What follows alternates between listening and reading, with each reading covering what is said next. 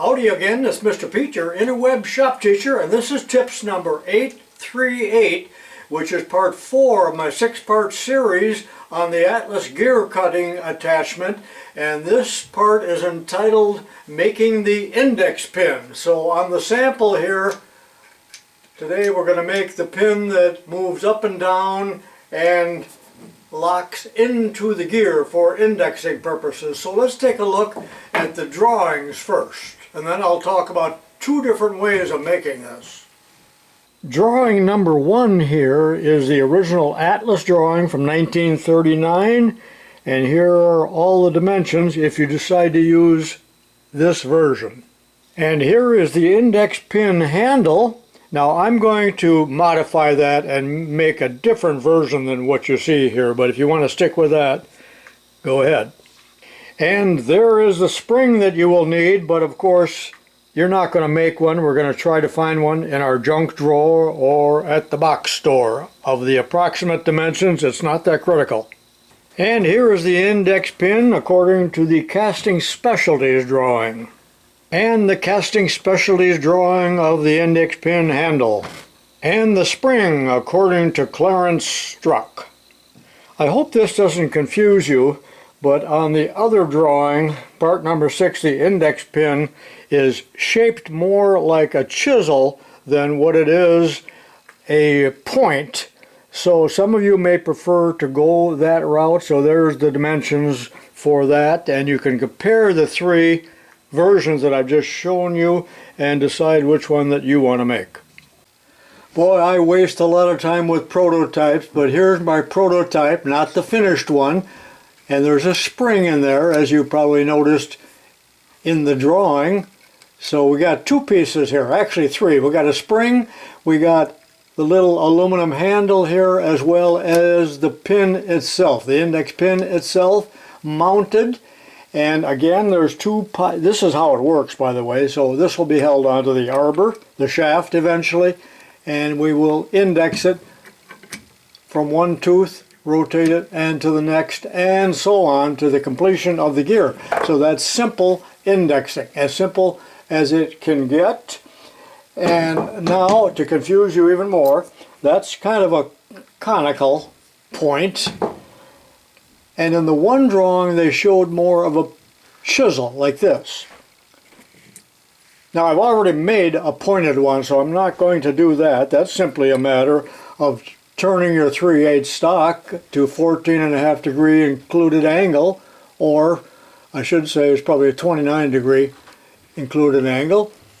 And I just happen to think that, see, this is how it's going to work, that there's more possibility of this slipping than if you use the chisel version. I think this is going to be more difficult to make, but that's the route I'm going to go. Let's get started. As you can see here, the entire block can be moved up and down depending on the size of a gear that you're cutting. But let me take this apart now and show you how it's constructed.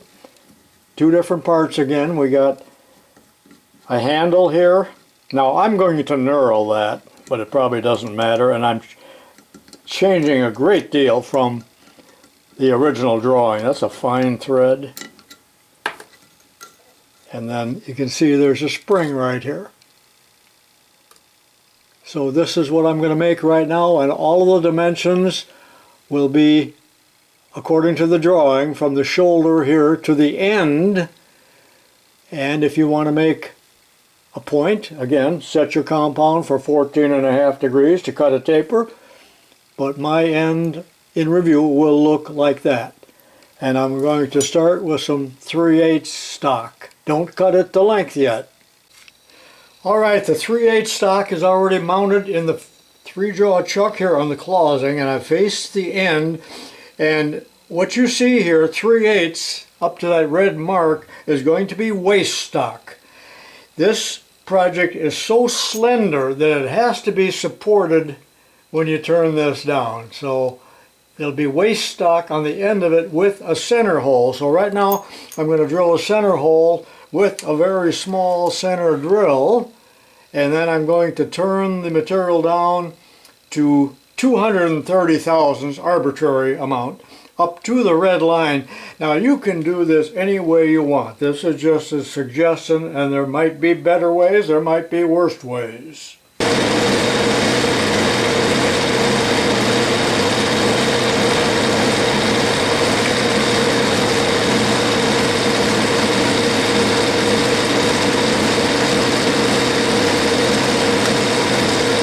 Okay, I've got the center hole drilled and I have this waist stock turned down. Remember, that's waist stock.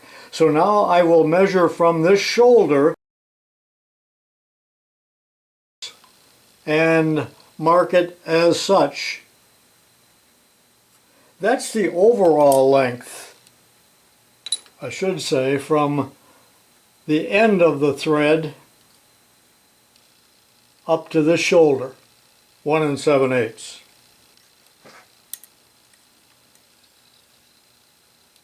Like that. And I've set a stop, and I'm going to support that with a center. You may get away without doing that, but I think it's going to help. Well, I know it's going to help because I've been through this already. As always, wear your safety glasses, work safely, and think about what you're doing so you don't have to do it over. Now I will turn it down to 1/4 of an inch all the way to the line, or where my stop is. Again, I love this diamond tool I've been using lately because it allows me to get in there and get a nice square shoulder.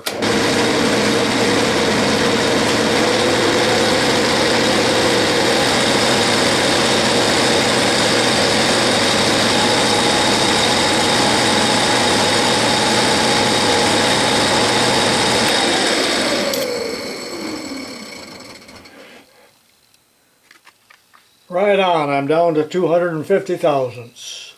There's a 1-inch gauge block. Now that's overkill. I'm just using it as a spacer. My next mark is 1 inch from this shoulder, and I'll be turning it down in this section right here. I got to look up the dimension, but remember that this is waist out here, and I probably will have to gouge a little bit into this as I reduce the diameter, and I'm not showing all of the cutting. Some of that I am speeding through or speeding up, so let me look up that dimension. Simple as this piece is, it's actually fairly complicated. So now I'm turning this little step here, and that is 7/32 in diameter. That's 218 thousandths. But again, I got to kind of work into this scrap area, especially when I get into the next step where I have to cut this diameter for the thread.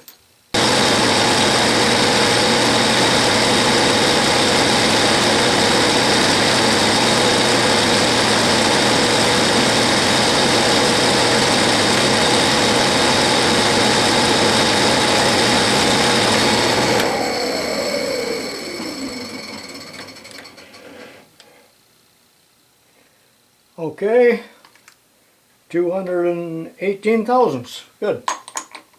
Now the hard part.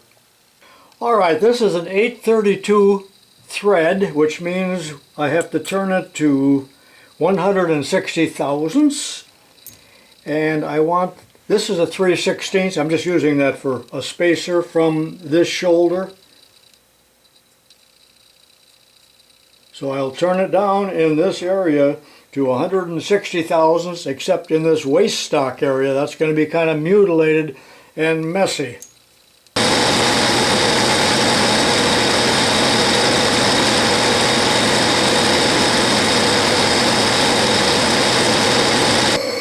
Okay.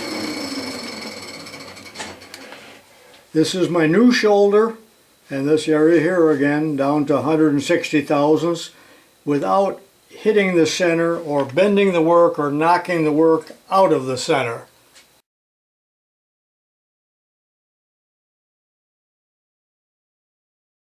Okay, I'm down to 160 thousandths, and I have to cut off the waist stock now, throw it away. I'll have to do that over in the bench vise, followed by threading the end. Alright, here it is over on the bench, and again I will amputate the bugle mouth end here, and I'm going to saw it off by hand just with this very fine hacksaw so I do not bend it, and then I'll meet you back at the lathe and I'm going to thread 832 almost up to that shoulder. Okay, I've cut off the waste stock and I chamfered the end. The work again is in the 3-jaw chuck. I haven't cut it off yet. There's still 2 foot of rod sticking through the spindle. Now 832, start from this side in a little die holder which I'm going to hold in the tail stock, just the opposite of the way I did it in an earlier part of this video series.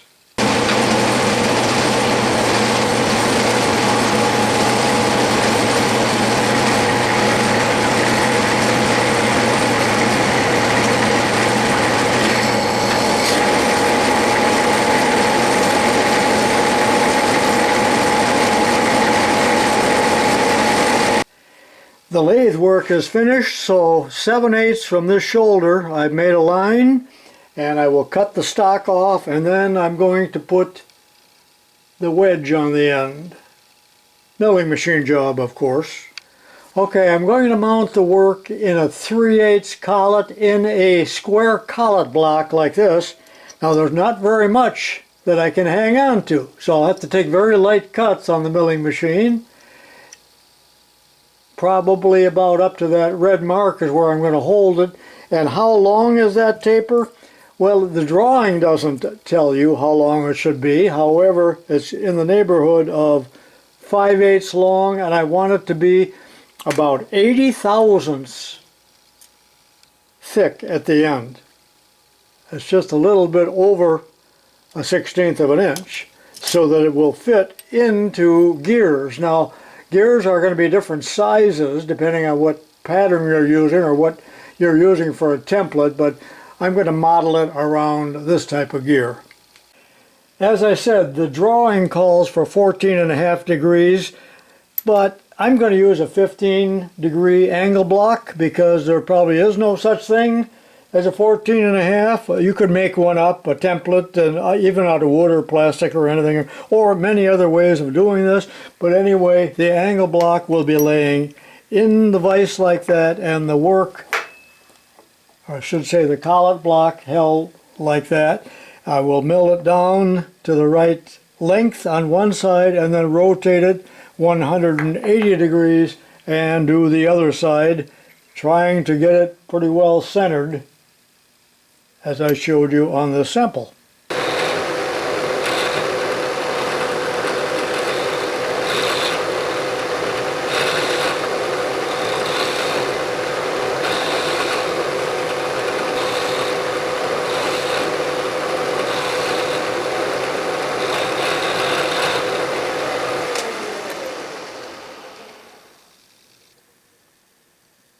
And now side 2.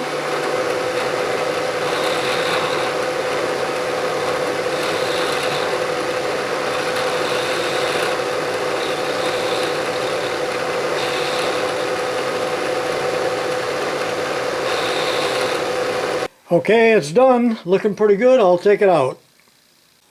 As always, do not take your work out of a fixture or a collet or a chuck or a vise or anything else till you're sure you're done. Now, how is my fit? Doesn't quite go to the, well, that's a pretty good fit. But my plan is now, the drawing calls for just a little bit of a radius on there. So I won't show this, but I'm going to take this over to the belt sander, the Delta, and just radius it a little bit like that. Now that's why I said don't take it out of the collet block yet, because if you do, you're going to probably turn it a little bit, and that could ruin it. It's quite a bit of work here, so you don't want to ruin it at the very last minute. There's the pointed one. I'll be right back after I put that little radius on there. I have an excellent fit, at least for this pitch of gear. It's possible that I will have to make other ones for other pitches, but this is my target. Let's put it together temporarily. I have a huge selection of compression springs, and here are 3 that are 3/8 OD, too weak, too strong, just right. And the ID has to be such that it'll fit like that. So, in the hole,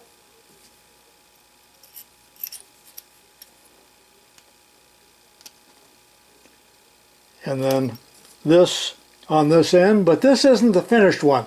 The one that I'm going to make now, because this is done, the one that I'm going to make now will be just like this, only it will be knurled, like this. Well, whoever came up with this design in 1939 at Atlas was criminally insane, because how can you possibly put a knurl, as shown in all of the drawings, on a taper like that? And it's even on this drawing, but the knurl isn't shown there. But Mr. Pete, how can you put a knurl on a taper or an angle? Well, you can't. As I said, that man's criminally insane. How would you ever do that? So I'm changing the design, as you will, I'm sure. And if I can find the part here, what did I do with that? Oh, it's here. So as I said, I will knurl a piece of 7/8 aluminum, and that is the first step. And I've already got some footage of that. I'm going to show that right now, and then I'll be back and we'll put this in the 3-jaw chuck, face it, turn it, drill it, tap it, and so on. A pretty straightforward job here compared to what I just completed. Let's take a look at the setup here. On the closing lathe, I'm using the Sorolla tool post with a Brown & Sharp knurler. It's all set on center. The machine is set for low speed and back gears. Plenty of lubricant. I like to use WD-40 in a spray bottle. Matter of fact, that's the only legitimate use I've ever found for that product. So let's go to it, and I will use power feed, both feeding in and backing off. Never disengage your knurler until you are through with the job. And I don't know, I'm just going to put like 1.5 inches or so of knurl. It's not too critical, because I will cut off and throw away anything that I do not want. Looking from this view, I already told you that you need to be on center as far as the elevation of the knurler is concerned, but also you need to center it in this direction so that the 2 rollers on the knurler strike the work at about the same time. I like to put a rag or something down here to absorb the fluids. Alright, let's begin.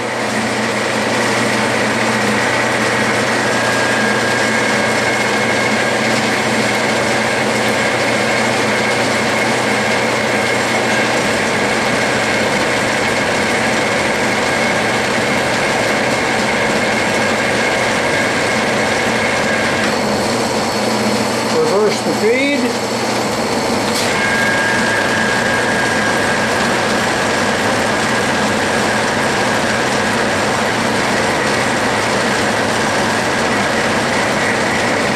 For best results, use your wife's Oral-B toothbrush and some brake cleaner or something to clean that out real well.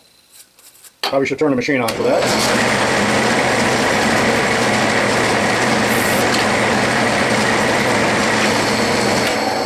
Okay, I just thought of something, and now I realize why my wife's breath has been tasting like or smelling like WD-40. If you haven't had a lot of success with knurling over the years, again, it's because you're using one of these nightmares. But your knurls on a diamond knurl should come up to little diamonds like that, very pronounced. I got a bit of a reflection here, but that's a pretty good knurl, not perfect. It's hard to get the depth just right. You don't want to be too shallow, and you don't want to be too deep. You want to be just right. Well, that didn't tell you a thing, did it? Okay, let's get started on this knob. I've already knurled this piece, so that is what I'm going to use, 7/8 diameter. Now, you could just make this without a knurl. It isn't really necessary because, in fact, we're gripping it at the bottom to pull it up, not really on the sides, so it doesn't matter. And also, I considered using various knobs and so on that I had in my junk drawer, but nothing came up quite the right size because I need this stem right here. So I already showed you how to knurl, so I'll put this in the 3-jaw chuck, face it off, and turn it to, well, I got to look up the dimensions. This diameter and this long, I'll tell you in a minute.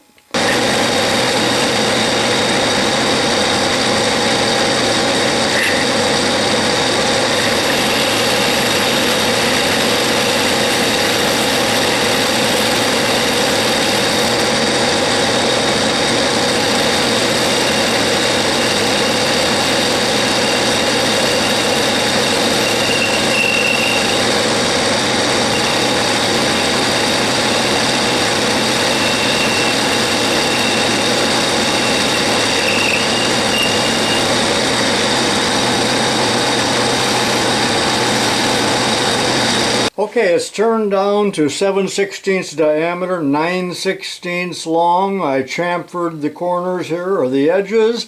Now I will center drill, and then a 5/32, which is the tap drill, all the way a little bit past the knurl.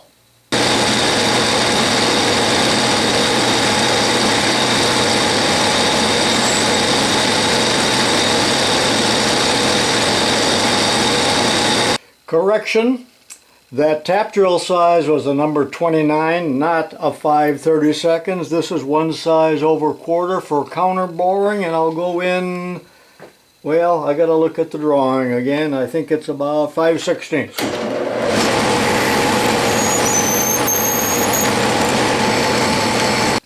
And this is an 832 tap. I'm using the tailstock center to assure that I am tapping straight. Be careful you don't hit the bottom and break it off. And I am hand tapping, probably better off. You are better off not power tapping these smaller sizes. Now a fella could use a cutoff tool to part that, or a parting tool I should say. But I took it out, ran it through the bandsaw because that's faster than me changing the tooling. And now I will face it off to the length, which could matter less. I'm at about 3/8 or whatever it cleans up to is just fine with me.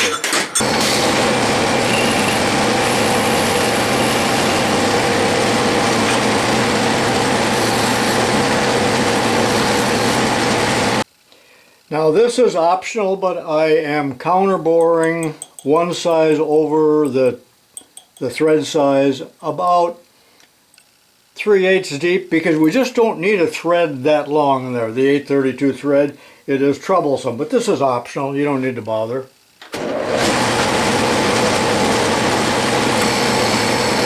And there they are. You can make it either way or your own design. It could not matter less. Let me go ahead and assemble this real quickly. Now for those of you who will never make this project, which is most of you, what I'm showing you here are just hundreds of little techniques and machining tips that you can use no matter what you're making. It's all good stuff, I hope. Okay, let's put it together. Now you may have to cut your spring off, although I like the factory flat ends better, but it probably doesn't matter much. So just put the spring in the hole. And then we're ready for the nut here. Now you'll see why we have this undercut.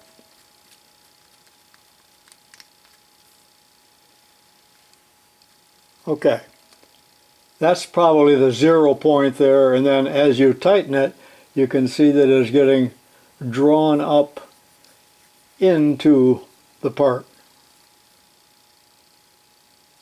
Now you have to orient this, of course, if you make the wedge-shaped one as opposed to this.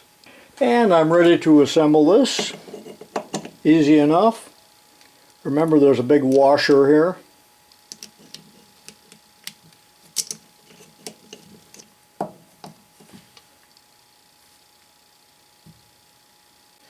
Okay, here's the general principles of how this works. Of course, your gear pattern may be much smaller or much larger than this. I'll kind of center it because we don't have the shaft made yet. So the block here can be moved in and out depending on the gear size, as I just said.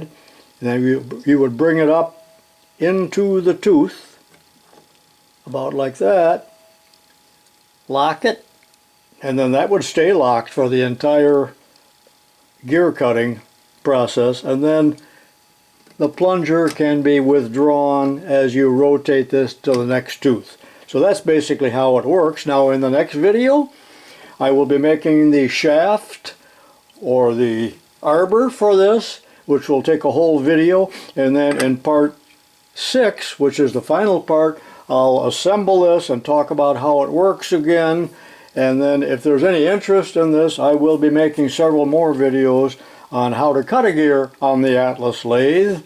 So I hope you watch that. Now there'll be a little extra credit coming up here, and that's new footage on how to knurl, because there's always a lot of interest in that because it is troublesome to people. Also a bunch of still pictures if you like those.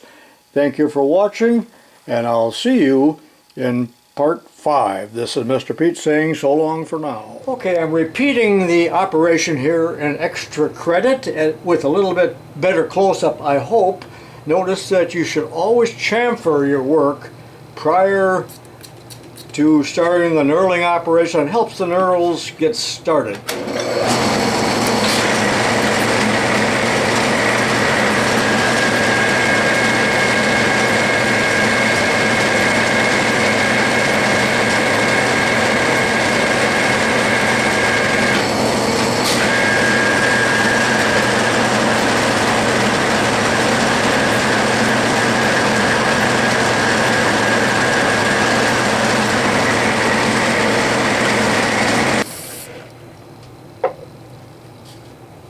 End of extra credit.